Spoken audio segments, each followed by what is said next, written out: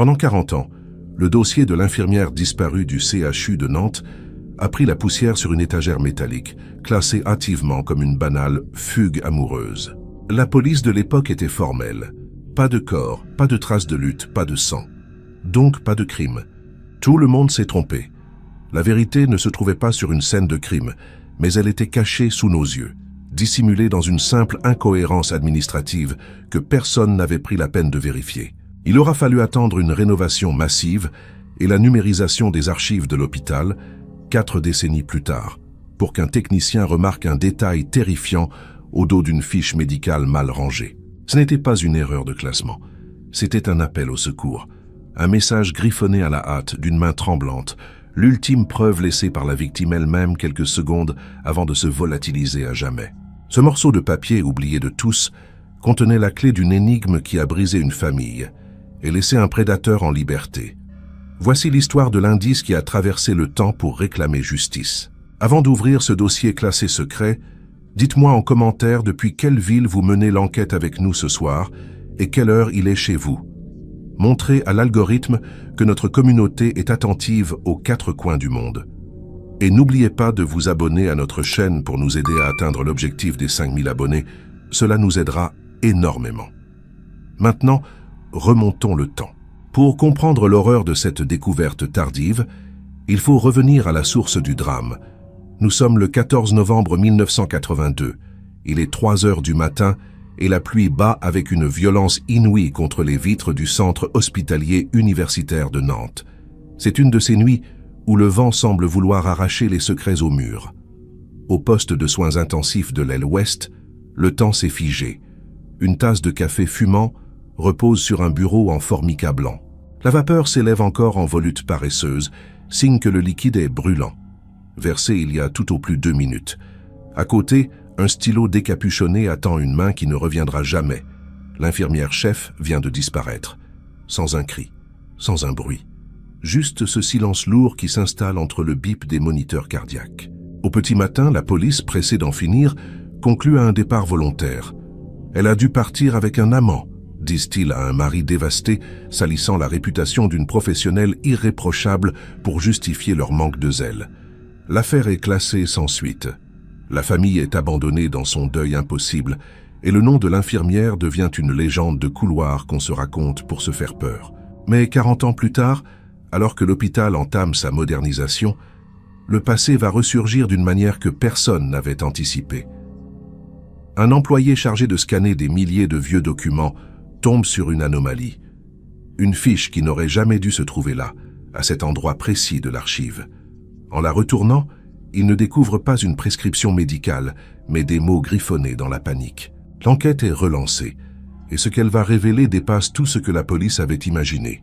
La nuit du 14 novembre 1982 n'était pas une nuit comme les autres au centre hospitalier universitaire de Nantes. Les archives météorologiques de l'époque confirment qu'une tempête automnale particulièrement virulente s'abattait sur la région, noyant la ville sous des trombes d'eau et balayant les rues désertes avec des rafales de vent dépassant les 80 km/h. À l'intérieur du bâtiment, l'ambiance était électrique, chargée de cette tension particulière que connaissent bien ceux qui travaillent en horaire décalé. L'hôpital, cette immense machine à soigner qui ne dort jamais vraiment, semblait pourtant retenir son souffle. Dans le service de soins intensifs de l'aile ouest, le personnel était réduit au strict minimum, une pratique courante pour les dimanches soirs. L'infirmière chef, que nous appellerons Isabelle pour préserver la mémoire de sa famille, était une femme de 35 ans, connue pour son professionnalisme rigoureux et son tempérament calme. C'était le genre de personne qui vérifiait 3 fois les dosages, qui connaissait le nom des enfants de ses patients et qui ne laissait jamais rien au hasard. Elle travaillait dans ce service depuis 10 ans et en connaissait chaque recoin, chaque bruit, chaque habitude. Ce soir-là, elle avait pris son service à 21h, embrassant son mari et promettant de rentrer pour le petit déjeuner. Personne ne pouvait imaginer que ce baiser serait le dernier. La première partie de la nuit s'était déroulée sans incident majeur. Les transmissions avec l'équipe de jour avaient été faites, les tours de garde effectués et les patients stabilisés. Vers 2h55 du matin, Isabelle se trouvait au poste de soins infirmiers, une sorte d'îlot central vitré qui permettait de surveiller les couloirs adjacents. Sa collègue, une jeune aide-soignante prénommée Martine, se souvient l'avoir vue assise derrière le grand bureau blanc, en train de remplir des formulaires administratifs. Isabelle avait l'air fatiguée, mais pas plus que d'habitude. Elle s'était levée pour se préparer un café soluble, utilisant la bouilloire électrique posée sur une petite étagère derrière elle. Martine, qui partait changer les draps d'un patient au bout du couloir, lui avait lancé une phrase banale sur le mauvais temps. Isabelle avait souri, hoché la tête et avait répondu qu'elle espérait que la pluie cesserait avant son départ le lendemain matin. Ce furent ses derniers mots connus. Martine s'éloigna, le bruit de ses semelles en caoutchouc sur le linoléum s'estompant progressivement. Elle entra dans la chambre 304, ferma la porte derrière elle et s'attela à sa tâche. Le processus ne dura pas plus de 15 minutes. 15 minutes durant lesquelles le poste de garde resta sans surveillance directe. Une fenêtre de temps infime dans une nuit de 12 heures, mais suffisante pour que le destin bascule. Lorsque Martine revint au poste de soins infirmiers aux alentours de 3h10, elle fut immédiatement frappée par le silence. Pas le silence habituel de l'hôpital, ponctué par les machines et la ventilation, mais un silence humain, une absence de présence. La chaise d'Isabelle était vide, légèrement reculée comme si quelqu'un s'était levé précipitamment. Sur le bureau, la tasse de café fumait encore. Martine s'approcha, pensant que sa supérieure était partie aux toilettes ou cherchait un dossier dans la salle des archives, située à une vingtaine de mètres de là.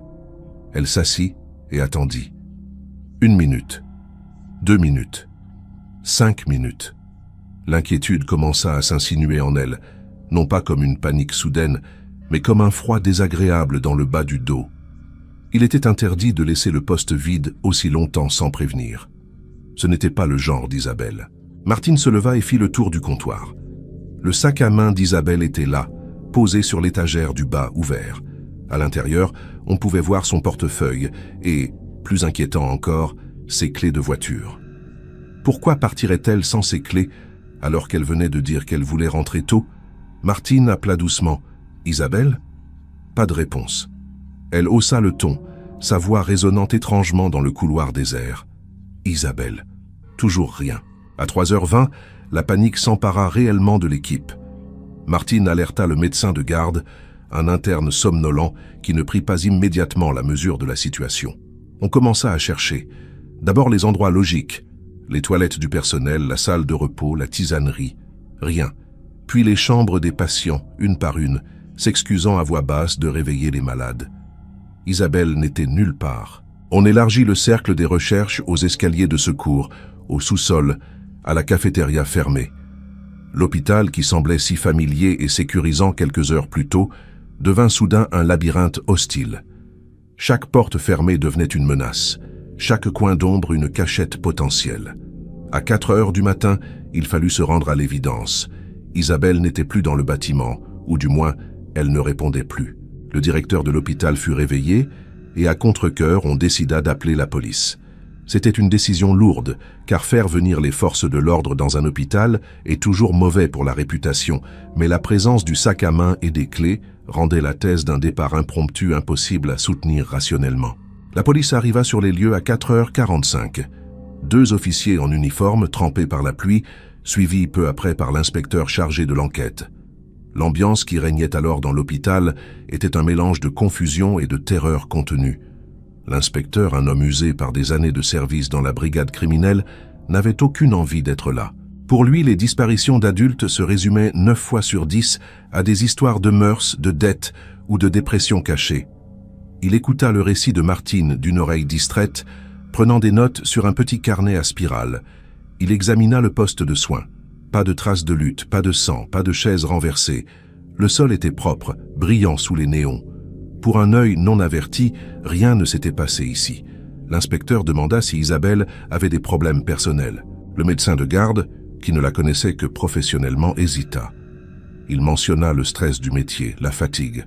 L'inspecteur hocha la tête, comme si cela confirmait sa théorie préconçue.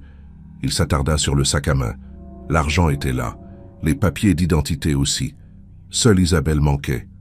Pour la police de 1982, l'absence de violence physique immédiate était souvent synonyme d'absence de crime.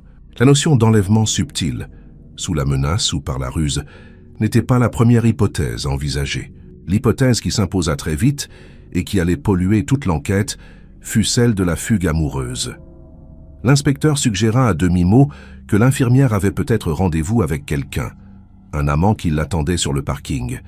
Peut-être qu'elle avait tout simplement craqué, décidé de changer de vie sur un coup de tête, mais elle a laissé ses clés et son argent, protesta Martine, les larmes aux yeux. Elle ne serait pas partie sans son manteau par ce temps. L'inspecteur haussa les épaules. Dans la passion, on oublie tout, mademoiselle. On a déjà vu des gens partir en pyjama. Cette désinvolture face à l'angoisse des collègues et de la famille fut le premier clou dans le cercueil de la vérité. Le mari d'Isabelle, prévenu par téléphone, arriva à l'hôpital à 5h30, livide. Il réfuta catégoriquement la thèse de l'amant. Ils étaient heureux, disait-il. Ils avaient des projets de vacances. Ils essayaient d'avoir un enfant. Isabelle n'aurait jamais abandonné son poste. C'était une femme de devoir. Mais ses cris de détresse se heurtèrent au mur de l'administration policière. On lui demanda où il était entre 2 et 3 heures du matin. Il dormait, seul, chez lui. Pas d'alibi. Le regard de l'inspecteur changea. Le mari éploré devint soudain le suspect idéal, ou le cocu qui refuse de voir la réalité. Les jours suivants furent un cauchemar bureaucratique.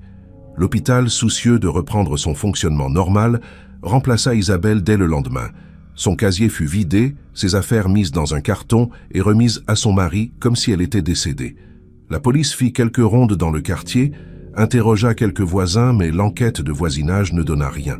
Personne n'avait rien vu à cause de la pluie battante. Aucune voiture suspecte n'avait été signalée. Les techniciens ne relevèrent pas d'empreintes digitales sur le bureau, arguant que c'était un lieu public touché par des dizaines de personnes chaque jour. On ne chercha pas de traces de pneus sur le parking boueux. On ne vérifia pas les poubelles de l'hôpital de manière approfondie. On partit du principe qu'elle était sortie de son plein gré. Une semaine après la disparition, un petit entrefilet parut dans le journal local. Une infirmière manque à l'appel. L'article, reprenant la version policière, laissait entendre qu'il s'agissait d'une affaire privée. La rumeur enflait en ville. Elle est partie avec un médecin, elle est partie dans le sud. Ces commérages, alimentés par le silence des autorités, détruisirent la réputation d'Isabelle. Sa famille, isolée, tenta de mener ses propres recherches, collant des affiches sur les poteaux électriques, interrogeant les patients qui étaient éveillés cette nuit-là. Mais sans le pouvoir de la police, ils se heurtaient à des portes closes. Ce que personne ne savait, ce que personne ne pouvait deviner à ce moment-là, c'est que la clé du mystère ne se trouvait pas dehors, sous la pluie, ni dans une hypothétique vie secrète. Elle se trouvait à quelques mètres seulement du lieu de la disparition, au cœur même de l'hôpital. Isabelle n'avait pas simplement disparu. Elle avait interagi avec son environnement une dernière fois. Elle avait laissé une trace. Mais cette trace avait été engloutie par la routine administrative, par cette machine à papier qu'est un hôpital. Dans la précipitation, ou peut-être par un calcul désespéré, un geste avait été commis, un objet déplacé, une inscription faite. Mais l'aveuglement de la police, focalisé sur la vie privée de la victime plutôt que sur les faits matériels, permit à cet indice de sombrer dans l'oubli. Le dossier fut officiellement classé comme disparition inquiétante non élucidée 1 an plus tard. Pour la justice, Isabelle était une femme qui ne voulait pas être retrouvée. Pour son mari, qui ne s'est jamais remarié et a gardé leur maison en l'état pendant des décennies, c'était un enlèvement. Il mourut 20 ans plus tard, sans jamais savoir la vérité, emportant avec lui le poids de l'incertitude et la douleur de l'injustice. L'affaire devint un cold case, un dossier froid empilé parmi des milliers d'autres dans les sous-sols du tribunal et les archives de l'hôpital, attendant patiemment que le temps et la technologie fassent leur œuvre. Le café froid fut jeté, la tasse lavée et rangée. La vie reprit son cours, impitoyable, et le secret d'Isabelle resta là, dormant dans l'obscurité, protégé par la poussière et l'indifférence.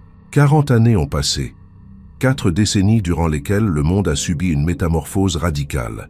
Les murs du centre hospitalier universitaire de Nantes ont vu défiler des générations de médecins, d'infirmières et de patients. Les technologies ont évolué, passant des dossiers papier encombrants aux tablettes tactiles et aux bases de données dématérialisées. Les modes vestimentaires ont changé.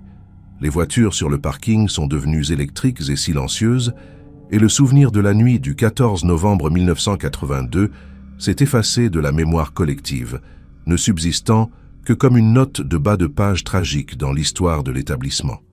L'hôpital lui-même s'est transformé. De nouvelles ailes ont été construites, des façades de verre et d'acier ont recouvert le béton gris des années 70. Mais il existe un endroit où le temps semble s'être arrêté, un lieu souterrain aveugle et silencieux qui a échappé à la frénésie de la modernisation, les archives centrales. Situées au deuxième sous-sol, bien en dessous du tumulte des urgences et des blocs opératoires, ces caves abritent la mémoire physique de l'institution. C'est un dédale de rayonnage métallique qui s'étendent à perte de vue, des kilomètres de boîtes en carton grise alignées avec une précision militaire, contenant des millions de vies résumées en quelques feuilles de papier carbone. Ici, l'air est sec, régulé par un système de ventilation bruyant pour empêcher la moisissure de ronger les documents. L'odeur est particulière, un mélange de poussière ancienne, d'encre séchée et de papier vieillissant, une odeur qui prend à la gorge dès que l'on franchit les lourdes portes coupe-feu. C'est dans ce sanctuaire de l'oubli que notre histoire va rebondir. En 2022, à la faveur d'un grand projet de restructuration. L'administration hospitalière, préparant une rénovation complète des bâtiments historiques, avait lancé le plan Mémoire numérique. L'objectif était colossal, numériser l'intégralité des dossiers médicaux antérieurs à l'an 2000 afin de libérer de l'espace pour de nouveaux laboratoires de recherche. Pour accomplir cette tâche titanesque, une équipe de vacataires avait été embauchée. Des étudiants, des intérimaires, des personnes en reconversion, payés pour effectuer un travail répétitif et fastidieux. Ouvrir une boîte, sortir un dossier, retirer les agrafes rouillées, scanner chaque page, vérifier la lisibilité sur l'écran, reconditionner le dossier et recommencer. 8 heures par jour. C'est un travail qui demande peu de qualifications, mais une patience infinie et une certaine résistance à l'ennui. Parmi ces techniciens de l'ombre se trouvait Julien, un étudiant en histoire de 23 ans. Julien était un garçon calme, solitaire, doté d'un esprit curieux et d'une rigueur qui frisait parfois l'obsession. Là où ses collègues écoutèrent de la musique forte dans leurs écouteurs, pour oublier la monotonie de la tâche, Julien aimait lire les bribes d'histoire qui lui passaient entre les mains. Il voyait ces dossiers non pas comme des contraintes administratives, mais comme des fenêtres sur le passé. Il s'imaginait les vies de ces gens, leurs maladies, leurs guérisons, leurs fins. Il avait ce respect instinctif pour l'archive, cette conscience que chaque feuille de papier avait été tenue par une main humaine à un moment précis de l'histoire. Nous sommes un mardi après-midi pluvieux, étrangement similaire à cette nuit de 1982. Julien travaille dans la section 1904-1985, une zone sombre du sous-sol où l'éclairage au néon grésille par intermittence. Il est arrivé à la rangée des dossiers de novembre 1982. La routine est bien installée. Le bruit rythmique du scanner haute définition, zzt, clac, zzt, est le seul son qui meuble l'espace. Julien prend une nouvelle boîte, étiquetée « Chirurgie viscérale, Nov 82 ». Il l'ouvre, soulevant un petit nuage de poussière. Il commence à traiter les dossiers, classés par ordre alphabétique des noms de patients. A, B, C, tout est en ordre. Le travail avance bien. Il arrive à la lettre D, Dupont, Durand, Duval. Il scanne mécaniquement. Soudain, sa main s'arrête. Quelque chose cloche. Au milieu des dossiers cartonnés beige standard, il y a une chemise légèrement différente, plus fine, d'une couleur qui a viré au jaune paille avec le temps. Mais ce n'est pas tant l'aspect du dossier qui l'interpelle que son emplacement. Selon l'étiquette sur la tranche, ce dossier concerne un certain Monsieur Martin. Logiquement, il devrait être classé à la lettre M, plusieurs centimètres plus loin dans la boîte. Pourquoi est-il rangé ici, coincé entre deux dossiers commençant par D? Une erreur de classement est toujours possible. C'est même fréquent avec des archives manipulées il y a 40 ans. Un archiviste fatigué, une distraction, et le dossier Martin finit chez les D. Julien soupire. Sa consigne est stricte. Si un dossier est mal classé, il doit le scanner tel quel, mais ajouter une note numérique pour le signaler, afin qu'il soit réindexé correctement dans la base de données. Il sort donc le dossier intrus. En le prenant en main, il sent une épaisseur inhabituelle. Ce n'est pas un dossier complet, c'est juste une chemise contenant une seule fiche cartonnée, une fiche de suivi post-opératoire standard de l'époque. Il vérifie le nom, Martin, chambre 304. La date 14 novembre 1982.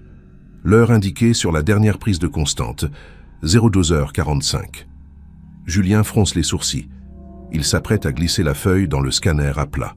Il positionne le recto, celui avec les courbes de température et les notes médicales illisibles des médecins. Le scanner avale l'image. C'est au moment de retourner la fiche pour scanner le verso, qui est habituellement vierge ou contient des notes administratives imprimées, que le cœur de Julien rate un battement. Le verso n'est pas vierge. Il n'est pas non plus imprimé. Il est couvert d'une écriture manuscrite, au stylo bile bleu. Mais ce n'est pas l'écriture sténographique et codifiée d'un médecin. C'est une écriture déliée, rapide, heurtée.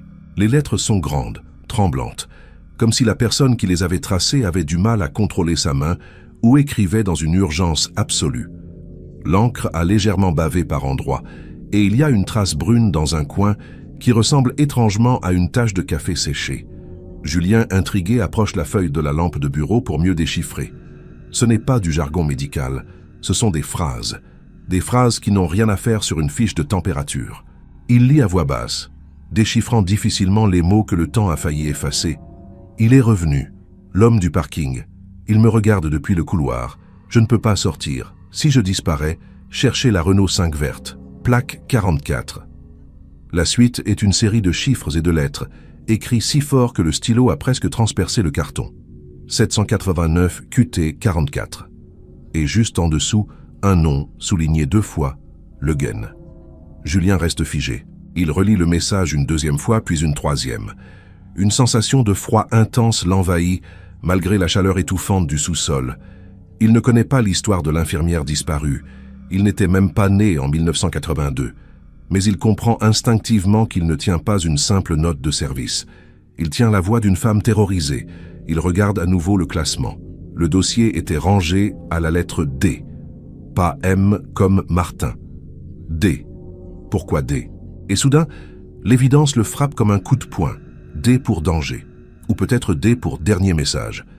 La personne qui a rangé cette fiche savait qu'elle ne pouvait pas la laisser en évidence sur le bureau sous peine d'être vue par l'homme du couloir. Elle ne pouvait pas non plus la garder sur elle si elle était enlevée. Elle devait la cacher quelque part où elle serait en sécurité, mais où ses collègues la trouveraient forcément le lendemain en faisant les soins. Isabelle, car c'est bien son écriture, avait eu une présence d'esprit incroyable. Sentant la menace se préciser, piégée dans son bocal de verre, elle avait saisi le seul papier à sa portée, la fiche du patient Martin qu'elle était probablement en train de mettre à jour. Elle avait écrit ce message vital au verso, puis elle avait glissé la fiche non pas à sa place logique, mais à un endroit incongru, espérant créer une anomalie visuelle. Elle avait misé sur le fait qu'une infirmière, le lendemain matin, s'étonnerait de ne pas trouver la fiche de M. Martin à sa place, chercherait un peu, tomberait sur ce dossier mal classé chez les D, et en le sortant, découvrirait le message. C'était un plan intelligent, un plan de survie. Mais le destin, ou plutôt la négligence humaine, en avait décidé autrement. Le lendemain matin, dans le chaos de la disparition, personne n'avait cherché à ranger les dossiers. L'équipe de jour, bouleversée, avait sans doute refait une nouvelle fiche pour M. Martin, pensant l'ancienne perdue, et la fiche originale, avec son terrible secret au verso, était restée là, coincée, invisible, attendant son heure. Elle avait été mise en boîte, archivée et oubliée. Julien pose la feuille sur son bureau, les mains tremblantes.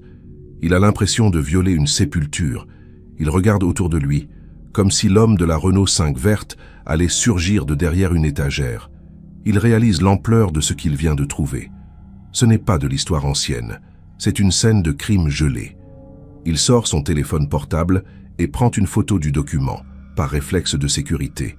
Puis, il prend le dossier, quitte son poste de travail et court vers l'ascenseur.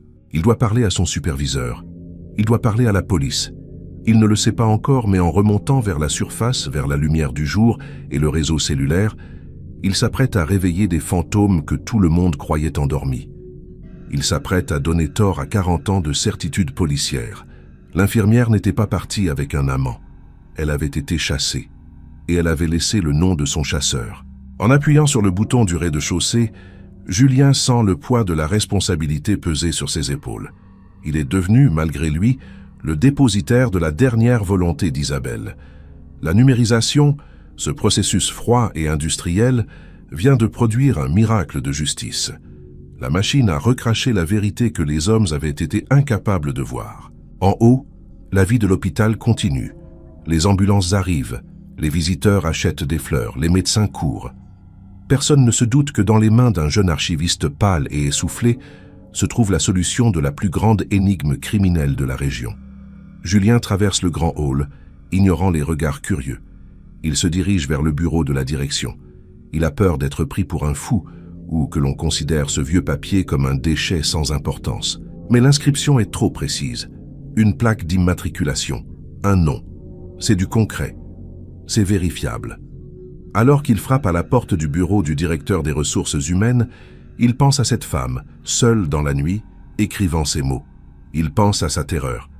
Et il se promet, en un serment silencieux, qu'il ne laissera pas ce message retourner dans l'ombre. Cette fois, on va la croire. Cette fois, on va l'écouter. La porte s'ouvre. « Oui, c'est pourquoi ?» demande une secrétaire occupée.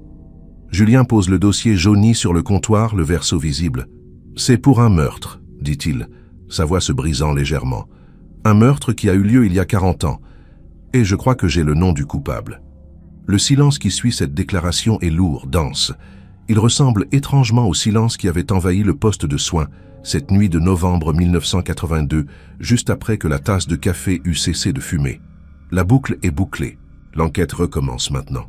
L'arrivée de la police au centre hospitalier universitaire de Nantes, en ce milieu d'après-midi de 2022, n'a rien à voir avec celle de 1982. Pas de sirène hurlante, pas d'uniforme trempé par la pluie. C'est une voiture banalisée, une Peugeot grise discrète qui se gare devant l'administration. À son bord, 2 officiers de la division Cold Cases de la police judiciaire.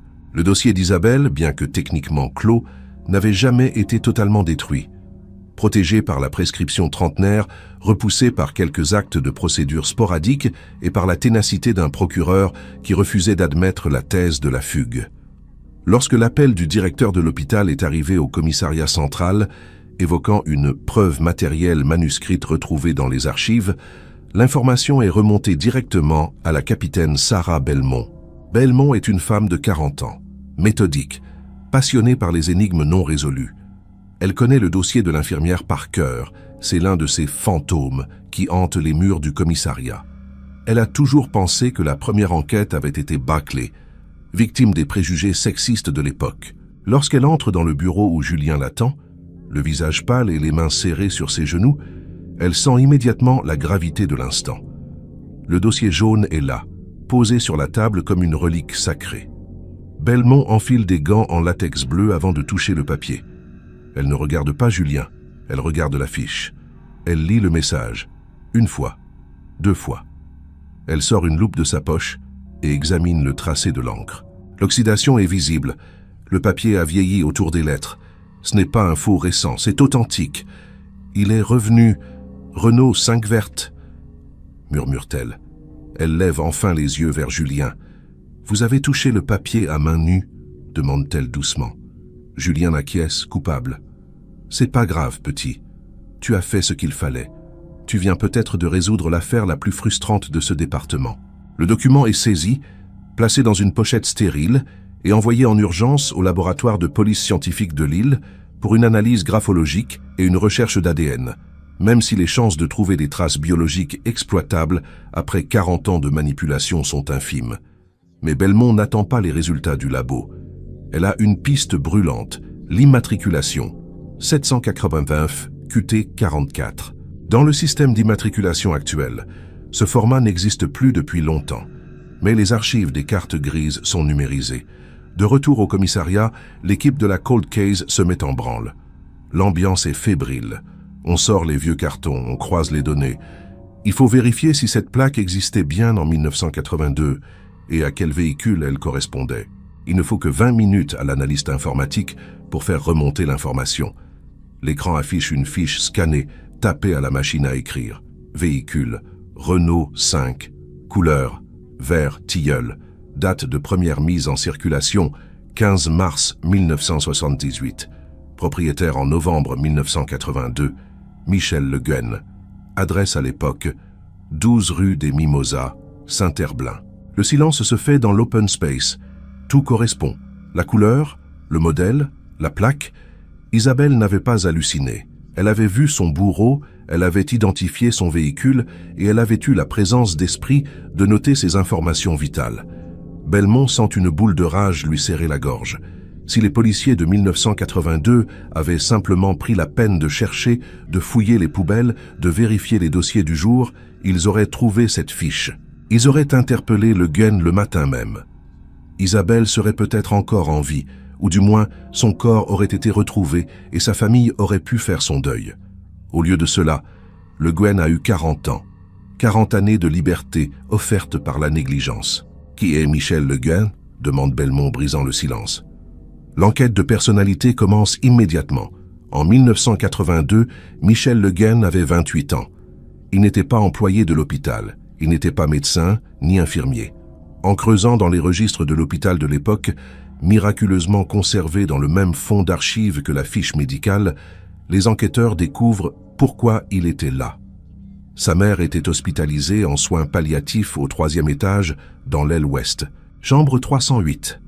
À 2 portes de la chambre 304 où Isabelle a caché la note. Le Guen venait la voir tous les soirs après son travail. Il était magasinier dans une usine de pièces détachées automobiles. Les rapports des infirmières de l'époque, exhumés des dossiers de sa mère, mentionnent un fils dévoué mais étrange, collant, qui restait souvent tard le soir, qui posait beaucoup de questions au personnel féminin, qui rôdait dans les couloirs pendant les pauses. Personne n'avait signalé de comportement agressif, juste une présence lourde, insistante. Un homme solitaire, mal dans sa peau, qui avait visiblement fait une fixation sur l'infirmière-chef, cette femme d'autorité, belle et inaccessible. Le profil se dessine, un prédateur opportuniste. Il avait repéré Isabelle, il avait appris ses horaires, il l'observait. Cette nuit de tempête, alors que l'hôpital était désert et que le bruit du vent couvrait tout, il a décidé de passer à l'acte. Il savait que sa mère lui fournissait un alibi parfait pour être présent dans les murs. « Je viens voir maman qui va mal », pouvait-il dire si on l'arrêtait. Mais la question cruciale demeure, où est Michel Le Guen aujourd'hui ? Est-il mort ? A-t-il déménagé ? Est-il en prison pour d'autres crimes ? Le fichier national des personnes physiques est formel. Michel Le Guen est vivant. Il a aujourd'hui 68 ans. Il vit à Pornic, une petite ville côtière à une 50aine de kilomètres de Nantes. Il est retraité. Il n'a jamais été marié. Son casier judiciaire porte 2 mentions mineures pour des faits d'exhibitionnisme au début des années 90, classés sans suite ou soldés par des amendes. Des signaux faibles que personne n'a reliés à la disparition de l'infirmière. C'est un homme qui est passé sous les radars toute sa vie. Un monsieur tout-le-monde qui tond sa pelouse, achète sa baguette et salue ses voisins. Belmont décide de ne pas l'interpeller tout de suite. Il faut blinder le dossier. Elle envoie une équipe de surveillance discrète à Pornic. Il faut savoir s'il vit seul, s'il a encore la voiture. Improbable, mais on ne sait jamais. S'il a des habitudes qui pourraient trahir sa culpabilité. Le lendemain matin, les premières photos de la surveillance arrivent sur le bureau de Belmont. On y voit un vieil homme, un peu voûté, avec des cheveux blancs et une canne, sortant promener un petit chien sur le port de Pornic. Il a l'air inoffensif. C'est le grand-père idéal. Cette image contraste violemment avec la terreur qu'il a inspirée à Isabelle 40 ans plus tôt. C'est le masque de la banalité du mal. Pendant ce temps, le laboratoire confirme l'écriture sur la fiche correspond à 99,9% à celle d'Isabelle, comparée à ses anciens rapports administratifs et à des lettres fournies par sa famille. De plus, une analyse spectrale de l'encre confirme qu'elle date bien du début des années 80. Il n'y a plus aucun doute. La victime a désigné son meurtrier. Le procureur de la République, informé de ces avancées spectaculaires, donne son feu vert pour une interpellation et une perquisition. Mais il prévient Belmont. « Capitaine, ça fait 40 ans. S'il ne parle pas, si on ne trouve pas de corps, ce sera parole contre parole. Le papier prouve qu'elle avait peur de lui, pas qu'il l'a tué. Il faut le faire craquer. » Belmont le sait. Elle sait que tout va se jouer dans la salle d'interrogatoire. Elle doit préparer une stratégie psychologique. Elle doit confronter ce vieil homme à ses démons. Elle décide de jouer la carte du choc. Ils ne vont pas frapper à sa porte gentiment. Ils vont l'arrêter à l'aube, comme on arrête un criminel dangereux pour le déstabiliser, pour briser sa routine de retraité paisible. Le mercredi matin à 6 heures, 3 voitures de police entrent silencieusement dans l'allée gravillonnée d'un petit pavillon blanc aux volets bleus à Pornic. La pluie tombe, fine et froide, comme un écho lointain de cette nuit de 1982. Les policiers, gilets pare-balles sur le dos, se positionnent. Belmont s'avance vers la porte d'entrée. Elle pense à Isabelle. Elle pense à ce café qui refroidit depuis 40 ans. Elle lève le poing et frappe violemment contre le bois. « Police, ouvrez !» À l'intérieur, une lumière s'allume. Des pas traînants se font entendre. La porte s'entr'ouvre, retenue par une chaînette de sécurité. Le visage de Michel Le Guen apparaît, froissé par le sommeil, les yeux plissés. « Michel Le Guen ?» demande Belmont d'une voix qui ne tolère aucune hésitation. « Oui, c'est pourquoi », répond le vieil homme, la voix tremblotante. « Vous êtes en état d'arrestation pour l'enlèvement et la séquestration d'Isabelle R., survenue le 14 novembre 1982. » À cet instant précis, Belmont guette une réaction. De la surprise? De l'indignation? Non. Ce qu'elle voit dans les yeux du vieil homme, c'est autre chose. Une lueur fugitive, presque imperceptible. Ce n'est pas de la peur, c'est de la reconnaissance. C'est le regard de quelqu'un qui attendait ce moment depuis la moitié de sa vie. Le regard de quelqu'un qui savait qu'un jour, le passé finirait par frapper à sa porte. Il ne proteste pas. Il ne demande pas « Quelle Isabelle ?»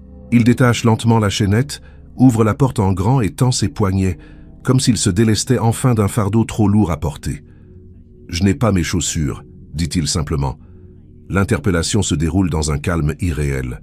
Mais le plus dur reste à faire, le faire parler et surtout lui faire dire où il l'a mise. Car pour la famille, pour la justice et pour Isabelle, il ne suffit pas de savoir qui. Il faut savoir où. Pendant que Le Guen est conduit vers Nantes, une équipe d'experts commence à passer sa maison au peigne fin.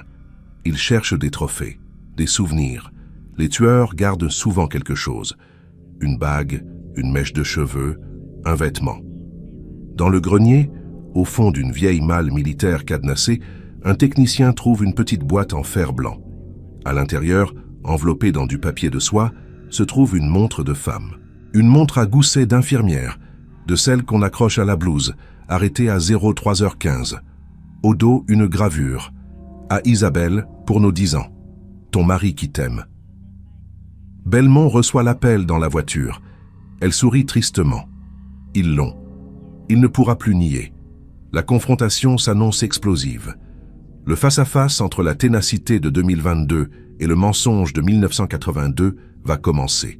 La salle d'interrogatoire numéro 3 du commissariat central de Nantes est un cube de béton gris, sans fenêtre, éclairé par un néon blanc qui grésille légèrement, créant une atmosphère clinique et oppressante. Au centre, une table métallique vissée au sol et 3 chaises. Michel Le Guen est assis sur l'une d'elles, les menottes attachées à un anneau sous la table. Il semble avoir vieilli de 10 ans depuis son arrestation matinale. Il est voûté, le regard vide, fixé sur ses propres mains tachées de vieillesse. Face à lui, la capitaine Sarah Belmont est debout, adossée au mur, les bras croisés. Elle l'observe en silence depuis 10 minutes. C'est une vieille technique. Laisser le suspect mariner dans son angoisse. Laisser le silence devenir insupportable, jusqu'à ce que la moindre parole devienne une libération. Sur la table, entre eux, repose un dossier cartonné et juste à côté, un sac de preuves scellé contenant la montre à gousset argenté. « Vous savez pourquoi nous sommes là, Michel ?» commence enfin Belmont, sa voix douce mais tranchante comme un rasoir. Le vieil homme ne répond pas. Il respire bruyamment, un sifflement asthmatique qui remplit la petite pièce. « Pendant 40 ans, vous avez vécu votre vie, poursuit-elle. Vous avez mangé, dormi, regardé la télévision, promené votre chien. Vous avez respiré l'air libre. Pendant ce temps, Isabelle pourrissait quelque part. Pendant ce temps, son mari mourait de chagrin en pensant qu'elle l'avait abandonné. Vous avez volé 2 vies cette nuit-là. » Le Guen tressaille légèrement à la mention du mari. « Je ne voulais pas lui faire de mal, » murmure-t-il, la voix à peine audible. C'est la première brèche. Belmont s'approche de la table et s'assoit face à lui. Elle doit verrouiller ses aveux. « Dites-moi ce qui s'est passé, Michel. C'était la tempête, n'est-ce pas? Il pleuvait des cordes. Vous étiez à l'hôpital pour votre mère. Mais vous n'êtes pas rentré chez vous après la visite. Pourquoi ?» Le Guen lève enfin les yeux. Ils sont humides, injectés de sang. Je l'aimais bien, elle était gentille avec ma mère. Elle était propre. Elle sentait bon le savon. Pas comme les autres qui sentèrent la javel et la maladie. Je voulais juste lui parler. Juste lui dire que je la trouvais belle. Vous l'espionniez, Michel. Les infirmières vous avaient repéré. Vous étiez tout le temps là. Je voulais trouver le bon moment, se défend-il faiblement. Mais elle était toujours occupée, toujours en train de courir. Cette nuit-là, je suis resté caché dans la salle d'attente du fond. J'ai attendu que le couloir soit vide. Je l'ai vue au bureau. Elle était seule. Belmont sort la photocopie de la fiche médicale agrandie au format A3. Elle la plaque sur la table. Elle vous a vu aussi, Michel. Regardez ça. Elle pointe du doigt l'écriture tremblante. Il est revenu, l'homme du parking. Elle avait peur de vous. Elle était terrifiée. Elle a écrit votre nom. Elle a écrit votre plaque d'immatriculation. C'est elle qui vous a arrêté, Michel. Pas nous. C'est Isabelle, depuis sa tombe. Le Gwen regarde le papier avec horreur. Il ne savait pas. Pendant 40 ans, il ignorait que sa victime avait laissé un témoignage. Il pensait avoir commis le crime parfait, invisible. Découvrir que son secret était écrit noir sur blanc depuis le début le dévaste. Il s'effondre en sanglots, des pleurs laids, bruyants, des pleurs de regret pour lui-même plus que pour sa victime. « Racontez-moi la suite », ordonne Belmont, impitoyable. « Je suis sorti de ma cachette. Je suis allé au bureau. Je lui ai dit « Bonsoir, Isabelle ». Elle a sursauté. Elle a voulu crier. J'ai paniqué. Je ne voulais pas qu'elle crie. Je ne voulais pas avoir d'ennui. J'ai mis ma main sur sa bouche, juste pour la faire taire. Je lui ai dit « Viens, on va faire un tour, on va juste parler ». Elle se débattait. Elle était forte. J'ai sorti le couteau que j'avais dans ma poche pour couper mes pommes. Je lui ai montré. Elle s'est calmée tout de suite. Belmont note mentalement « menace avec arme ». Ce n'est plus un accident. C'est un enlèvement prémédité, ou du moins aggravé. On est sorti par l'escalier de service, celui qui donne sur l'arrière, près des poubelles. Il n'y avait personne. La pluie faisait un bruit d'enfer. On est monté dans ma Renault 5. Je l'ai fait s'allonger à l'arrière pour qu'on ne la voie pas. Et après, où l'avez-vous emmené? Le Gwen hésite. Il semble lutter contre une dernière barrière mentale. On a roulé. Longtemps. Je ne savais pas où aller. Elle pleurait à l'arrière. Elle me suppliait. Elle parlait de son mari. Ça m'a énervé. Pourquoi elle parlait de lui? Moi j'étais là, moi je m'intéressais à elle. Elle m'a dit qu'elle ne dirait rien si je la laissais partir. Mais je savais que c'était faux. Si je la laissais partir, elle irait voir la police. Ma vie serait fichue. Je perdrais mon travail, ma mère aurait honte. Il marque une pause, le visage tordu par une grimace douloureuse. On est arrivé vers la forêt de Toufou. Je me suis garé sur un chemin de terre. Je voulais juste qu'elle arrête de pleurer. J'ai serré son cou avec mes mains. Ça a été vite, trop vite. Et après, il n'y avait plus que le bruit de la pluie sur le toit de la voiture. Le silence dans la salle d'interrogatoire est absolu. Belmont retient son souffle. Elle a les aveux. Maintenant, il faut le corps. Qu'avez-vous fait d'elle, Michel? Je ne pouvais pas la laisser là. J'avais une pelle dans le coffre pour le jardinage. J'ai creusé. C'était dur, la terre était boueuse, lourde. J'ai creusé au pied d'un grand chêne, un arbre qui avait une forme bizarre comme un V. J'ai mis son corps dedans. J'ai rebouché. J'ai mis des branches par-dessus. Vous sauriez retrouver cet endroit? Oui, j'y suis retourné. Belmont fronce les sourcils. Vous y êtes retourné? Oui, tous les ans, à la date anniversaire, pour voir si elle était toujours là, si personne n'avait touché à la terre. C'était mon secret, c'était mon endroit. C'est l'aveu final d'une perversité banale. Le tueur pèlerin qui veille sur sa création. Belmont se lève. Elle a tout ce qu'il faut. Elle s'approche de lui et prend le sac de preuves contenant la montre. Et ça? Pourquoi avoir gardé ça? Le Gwen regarde la montre avec une sorte de tendresse malsaine. C'était tombé dans la voiture quand elle s'est débattue. Je l'ai trouvée le lendemain en nettoyant les tapis. C'était joli. C'était à elle. C'était comme avoir un petit bout d'elle avec moi. Je la regardais parfois le soir. Ça me rappelait qu'elle avait existé, que j'avais existé pour elle, au moins une fois. Belmont range la montre. Le dégoût lui remonte dans la gorge. Cet homme n'a jamais regretté son geste. Il a seulement regretté la peur de se faire prendre. Il a fétichisé son crime pendant 4 décennies. C'est fini, Michel. Vous allez nous montrer l'arbre en V, tout de suite. L'officier de garde entre pour emmener Le Guen. La procédure de reconstitution est lancée immédiatement. Il ne faut pas perdre de temps. La mémoire d'un homme de 68 ans peut être faillible, et le paysage a pu changer. Mais Le Guen semble sûr de lui. Pour lui, la forêt de Toufou n'est pas un lieu géographique. C'est un sanctuaire mental qu'il a visité des centaines de fois en pensée. Dans le couloir, Belmont croise Julien, le jeune archiviste, qui attendait des nouvelles. Elle s'arrête un instant devant lui. Il a avoué, Julien, il a tout dit. On part chercher le corps. Les yeux de Julien s'embuent. Il réalise qu'il n'a pas seulement scanné un papier, il a libéré une âme. Elle savait, murmure-t-il. Elle savait qu'il allait la tuer, et elle a quand même pris le temps d'écrire pour nous aider. Oui, répond Belmont. C'était une femme exceptionnellement courageuse. Et grâce à vous, le monde va enfin le savoir. Le convoi quitte le commissariat.